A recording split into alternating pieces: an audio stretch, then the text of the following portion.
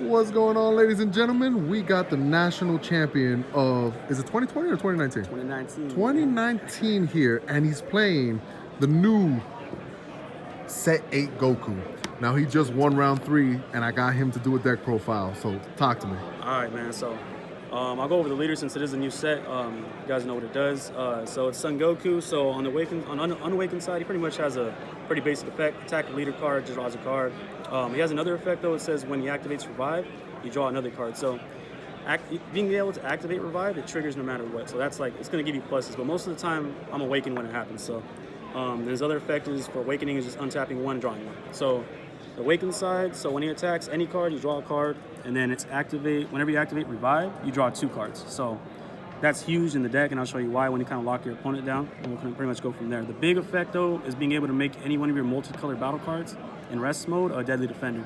So the one that I mostly play has barrier, so it makes them pretty much, have to go after me, and it makes things very difficult. So I'll go ahead and start with the profile. Here's the lead. I'll start with the extra cards. So I mainboarded 2 preemptive strikes. Just overall, it's like a denial of hope, pretty much. Stop 4 or less, bringing in something to play. It's good against the mirror match. You try to bring out the Gohan Piccolo, you shut it down. So played 2 of those. I played 1 Slumber Strike. You guys already know I played those 1-ofs that everyone's like, what the hell are you doing? But, so yeah, I just thought people are going to be playing a lot of baby, so they bring out the big ape and I'm able to just kind of snipe it early and don't have to worry about it. The good thing about this one over the remote series is that no matter what, you can kill something. Like the other effect is you can kill it 3 or less. So no matter what, you're gonna kill something. So I thought it was pretty good. I ran 3 of the Zeno buttons. This card's amazing. I love this card. So you get to tap out, extend your plays on defense. It's a dual color deck, blue-green, so pretty much you have to untap the entire deck. So 4 of the All Faithful Senzu Beans. Best card in the game, you already know. So tap energy, 5K. 3 Whis Querzins. Peter and I were just going over why I ran this over Shocking Death Ball.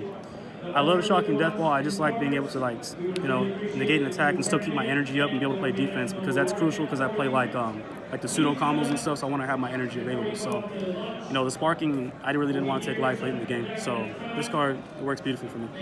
So that's the extra card package, the main. For the main deck, I run the 4 Android 17, Protector of the Wildlife. That's pretty much your Beerus Fickle God that's going to stay untapped, give you the multi-energy you need. It also has an effect if you bring it out. I guess when your opponent combos, you can pretty much kill the combo. That's cool too sometimes. You ever done it? Maybe once. So you're probably most likely not going to do it. So I played 4 of the Son Gohan Piccolo, People and Master. This is pretty much the heart and soul of the deck right here. So this card comes out whenever it has Revive, first of all, which is huge. So it's going to trigger your leader. So if they ever KO this card, it's going to come back. You're going to draw 2 cards, and he has barrier, so it's very hard to get rid of. His other effect is every turn this card attacks, you discard a card from your opponent's hand. So he pretty much is hand controlling your opponent, and it works. I ran... Champ. Yeah, yes, sir. I ran 3... I slimmed this down from 4 to 3. That smells good. It's the Son Goku Spirit of the Planet. So this card, it sometimes surprises your opponent. It comes out, you give it triple strike, you can go in for game, or it's just your dual color energy. Or for me, it's also my Gogeta target. It's a 15K Gogeta target, which made it perfect. So this card's in there. Have you won by using the triple strike yet or not? I actually did on my round 2. He tapped out at 3, and I brought it out, and I was like, well, he had a big board, so I pretty much had to go for it with this, and we went for it. So we got there. So that's pretty much the dual color package of the deck, besides this card, which is the secret rare. Oh, look how pretty that is. Yeah, Super Saiyan 4 Vegeta. Vegeta's my favorite character, so this, I had to play him, man. So those of you who don't know what it does, it has a rival blue-green, so it's 3 blue, 2 green. When it comes into play on your turn, you get to give him double strike, critical, and triple attack. So, this is pretty much going in. So, this is pretty much my hacky sack beater. So he's gonna come in, just attack it. So, that's what it is. And also, if you want to play it on defense, sometimes it does happen, I guess. The rival says that you can select one of your opponent's battle cards, ignoring barrier, and I believe it's KO it. And then you get to add the top cards of your deck to your energy. Have you ever brought it out on your opponent's turn? I haven't yet. Usually it comes out on offense. But I guess you never know. They bring out Gogeta or something, you rip it. Sure. Options. Okay. It gives you that out. I slimmed it down to 3. I played 3 of the Infernal Villainy Cell. It's just your pseudo combo, 10k, draw a card, replace itself. Has it worked out for you? Yeah, I wish I was playing 4. It's just my deck plays a bunch of random cards, so it's it's really hard fit in there. So I'd probably play 4 if I were recommending it to somebody. I ran 2 of the Kaio-ken Son Goku, Strenuous Onslaught. This one, besides his awakening ability, which you can, it's pretty much like, I guess, a digging deep to take 1 or 2 life. But it's when it's put in play though, which is actually key. So all those new counter plays like Chomp and things like that, you're still gonna get your effect. Whereas digging deep gets shut down, this guy still gets his effect. It gains 5k for the turn, and on your opponent's main phase, you untap the energy. So it's a 2-drop pretty much. And he's a 15k Son Goku, also for my Gogeta. Nice. I ran 2 Awakening Talent Pan. Originally, I was running Dark Power Mass Sand because I love that card for some dumb reason, and I thought it also worked against Revive, but apparently Revive is not a non-keyword skill, so I took that out really quick. This one is, just self-awakening, goes back to the hand, keeps your hand advantage up, and that's pretty key. I ran 1 Champa. When I was testing, I just found there were some situations where I was like, man, if I had Champa, it's game. If I had Champa, it's game. So I just ended up just throwing in 1 just to see if I could see it. I saw it in my my round 1 match against I just played, and he won me the game. So that's cool. 2 of the Piccolo, Simulated Ability. I had it at 3 originally. You draw so much in this deck to where I kind of feel like you're gonna see it, and once you have 1 out, having more than that's kind of greedy. You get 1 out, that's pretty much gonna shut down your opponent's whole turn anyway. So this paired with the Gohan, the People Master, when this is like this and this is out, it's really hard for them to get through. They're almost never gonna get through when this card's out. So they have to have a way to clear your barrier cards, which is unless they're playing the new Dragon Ball SCR or something like that, it's pretty hard to kill it. So Nice. ran 2 of those. I ran 4 of the, the Paragus Super Combo. Of course. Draw 2, warp 1. It's beautiful. 2 of my boy, that UI Ultra Instinct. Just in case you ran into the Kaio-ken matchup, or you somehow run into Gogeta, or you clear something, bounce it back, draw a card. 2 Gogeta Hero Revive. This is one of your main finishers of the deck. He's gonna come out. You're playing against hacky sack, or you're playing against decks that have a huge hand, and you're just kind of sitting there on you. This guy comes out. I would have brought it out against Bulma, but luckily I was able to make him discard his hand before it was necessary. So 2 of him. 4 Vegeta the Cruels. This is your only Vegeta target for Gogeta, so you definitely need it at 4. I was actually playing the Sneak Attack Vegeta in here too at 1 or 2, just because it was another barrier card that was killing your opponent's hand.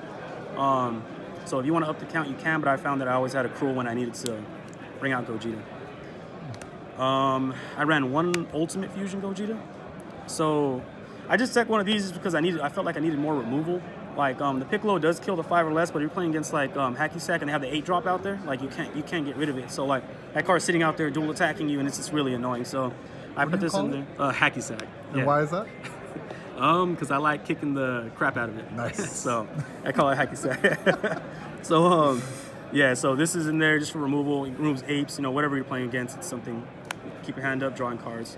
The 2 main finishes of the deck. One was the Fu, the Dark Banisher. Triple attack. Every opponent activates a skill, warp a card. Beautiful. This card is good against so many matches. And then 1 of the Fu, Shrouded in Mystery. What's the reason for this guy?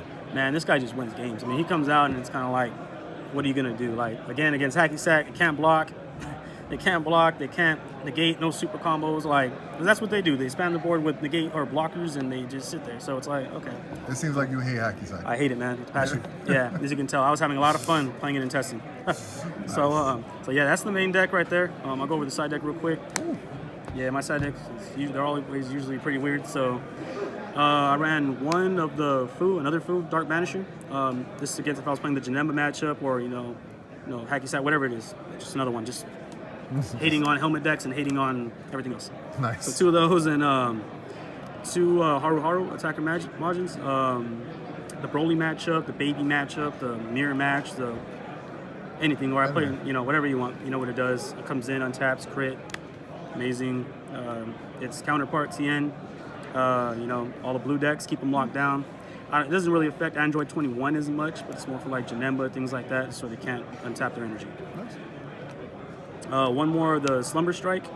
Sideboard of that, again, predominantly for baby, because once you get that big 30K ape out there, it's pretty hard. Like I don't want him sitting out there on me drawing cards, so this gets rid of solves my problem. One more preemptive strike.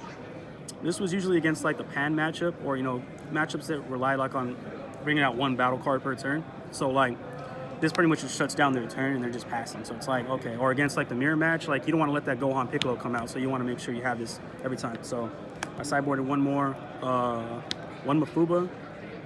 This was again for the mirror match for the Gohan Piccolo. So being able to put it over there, get it off the board.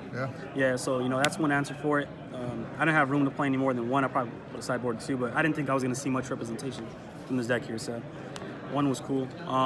Another of the UI, Ultra Instinct. Again, for you just get that bad matchup, you need to pop something back, or you're playing Clash Coup or something. You don't want kaio-ken coming out. So two of the double impact Krillin. I found this was huge in case somebody had the very smart idea of sideboarding Mercenary Tau against my Piccolo Gohan. Wow. And I was all like, wow, if they have that, then I'm going to be really sad. So I had him, and then the card I was just talking about, Mercenary Tau. For the match. For the mirror match or anything that was hand control. Ah, that's perfect. Yeah, and then I played two Sorrowful Tien. This is for the Janemba matchup, or if you want to deck out against Hacky Sack, put cards back in your deck, keep your attack moves going. Put some of your big beaters back. It's good. How many testing have you done with Hacky Sack? A lot. You can tell I'm really salty about it. I'm really salty about it. So and then I just checked in last second one of these Android 21 destructive villains. So pretty much what she does, she has the villainous, but I don't have any other villains in here, so it's not going to get that effect. But she's a 4-drop blue. When she comes out, you get to choose one card in your energy and place it in your drop. And if you do, you select all your opponent's battle cards, entry cost of 4 or less, and pop them to the bottom of the deck. Good against what? It's good against apes. It's good against Bulma, like you were seeing right now. If I wasn't trying to deck him out last game, I would have brought this out, clear his board, and it would have been pretty much a wrap right there. I don't think you can really come back from that. Or especially because a lot of the cards that people are playing right now are battle cards. They need them in the drop. This card sends it to the bottom, which is, it's a way around certain decks. But yeah, that's the entire deck right there that I played. So yeah, it was worked out well. That's perfect, man. I believe you're going to keep going good. You are a national champion, too. Well, thank you for the deck profile. Any shout-outs?